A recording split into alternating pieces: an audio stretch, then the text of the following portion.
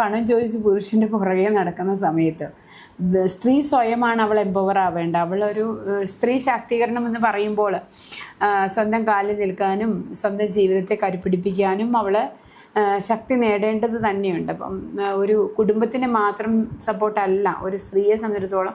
സ്ത്രീയും പുരുഷനും ഒരേപോലെ വർക്കിംഗ് ആവുമ്പോൾ, ഒരേപോലെ ഏണിങ് ആവുമ്പോൾ അത് രാജ്യത്തിൻ്റെ ആഭ്യന്തര ഉൽപ്പാദനത്തെ തന്നെ വർദ്ധിപ്പിക്കുന്ന ഒരു കാര്യമാണ്. സ്ത്രീകളെ സംബന്ധിച്ചിടത്തോളം അവർ പ്രൊഡക്റ്റീവാണ്. അവർ അടുക്കളയിൽ കൂടി വന്നാൽ ഒരു മണിക്കൂർ ടാസ്കിനുള്ള പണികളൊക്കെ ഒരു കുടുംബജീവിതത്തിൽ ഉള്ളൂ എന്ന് തന്നെ നമുക്ക് പറയാം. കാരണം പഴയ പോലത്തെ സാഹചര്യത്തിൽ നമുക്ക് മിക്സിയുണ്ട്, വാഷിംഗ് മെഷീനുണ്ട്, മറ്റ് ഗ്രഹത്തിൽ ചെയ്യേണ്ട ജോലികളുടെ ടൈം എന്ന് പറയുന്നത് വളരെ ലിമിറ്റഡ് ആണ്. വളരെ ലിമിറ്റഡായ ടൈമിനുള്ളിൽ നമുക്ക് തീർത്തു പോകാവുന്ന ടാസ്കുകളെ കുടുംബജീവിതത്തിനകത്തുള്ളൂ.